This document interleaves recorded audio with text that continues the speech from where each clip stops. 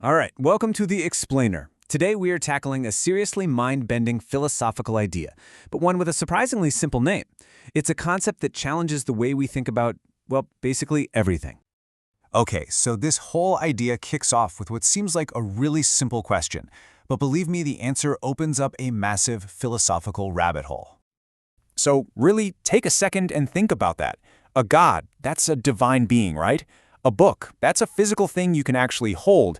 And a possibility? Well, that's a completely abstract concept. It doesn't physically exist anywhere. So on the surface, they have absolutely nothing in common. I mean, what could possibly be the link here? Well, the answer, according to one really fascinating philosophical perspective, is something called the umbrella view. And the name is just a perfect metaphor, isn't it? It's like a giant conceptual umbrella that stretches out to cover, well, everything. So the core idea here is that the category we call an object, it's just so vast, so incredibly all-encompassing that it includes every single thing that exists, or that can be imagined, or even just talked about. It's the ultimate category. And here's the thing, it boils down to a really simple, almost radical idea. There are no non-objects. You just can't point to something and say, that's not an object. Why? Because if you can point to it, or even just think about it, boom, it's already in the club. There's simply no outside.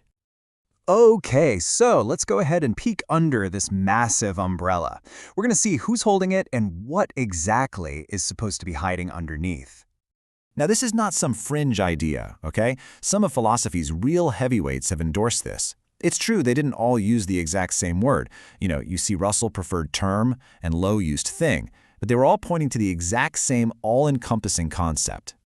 And the sheer width of this umbrella is just staggering. I mean, think about it. It lumps together concrete things like, material bodies with abstract ideas like numbers, events like a birthday party, and even gods. And under this view, every single one of them shares the exact same label, object.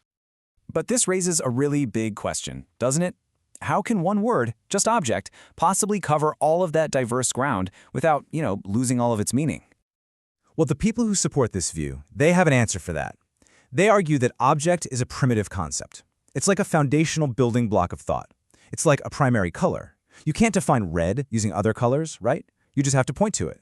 Object is pretty much like that for philosophy.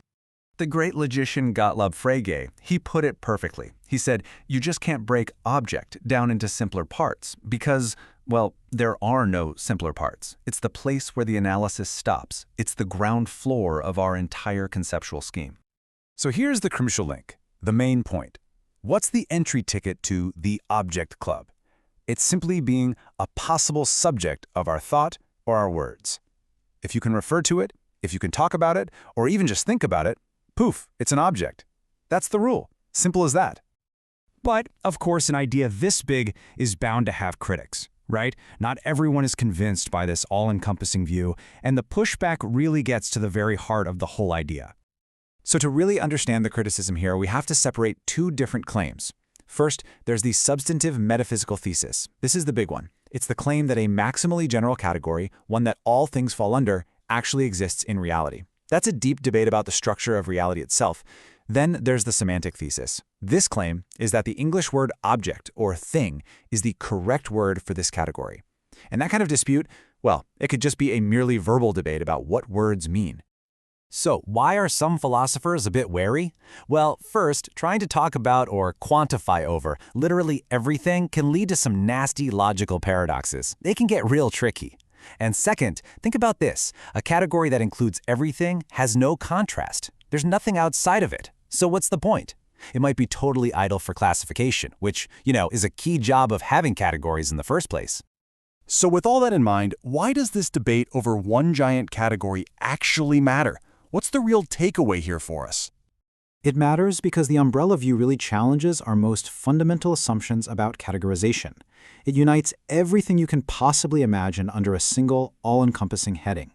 It forces us to reconsider how we carve up reality with our concepts. Which leaves us with a final thought. A pretty big question, actually. If everything fits into one category, well, what's the point of having categories at all?